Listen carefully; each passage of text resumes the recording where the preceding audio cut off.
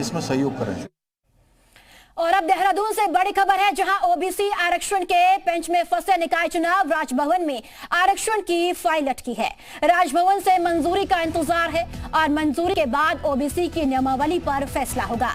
राज्यपाल ने सचिव शहरी विकास से फीडबैक लिया है।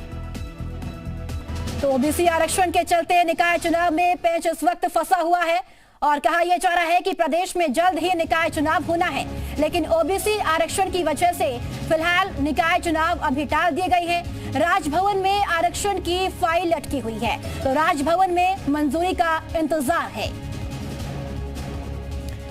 और चलिए ज्यादा जानकारी के लिए देहरादून से जी मीडिया संवाददाता सुरेंद्र डसीला जुड़ चुके हैं। सुरेंद्र, ओबीसी आरक्षण की वजह से क्या निकाय चुनाव अभी भी लटके हुए हैं? देखिए, बिल्कुल लटके हुए हैं, क्योंकि ओबीसी आरक्षण को लेकर पहले भी ये सवाल था कि आखिरकार आप निकायों में आरक्षण किस तरह से तय करेंगे।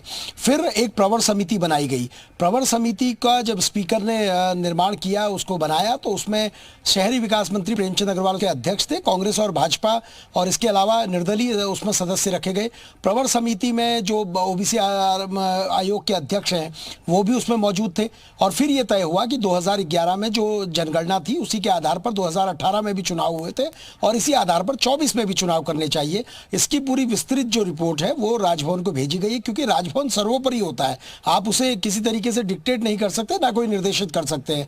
तो राजभवन अब इस पर समीक्षा कर रहा है और जैसे ही इस पर कोई फैसला लिया जाएगा उसके आधार पर फिर सरकार अपना आरक्षण तय करेगी। किस निकाय में कौन एससी होगा, कौन जनरल होगा, कौन ओबीसी होगा, तो ये सारी चीजें उसके बाद तय होंगी। यानी ओबीसी आरक्षण का रास्ता एक बार क्लियर होगा तो ही सरकार आरक्षण की स्थिति तय कर पाएगी और इसीलिए ये निकाय चुनाव पीछे जा रहे हैं।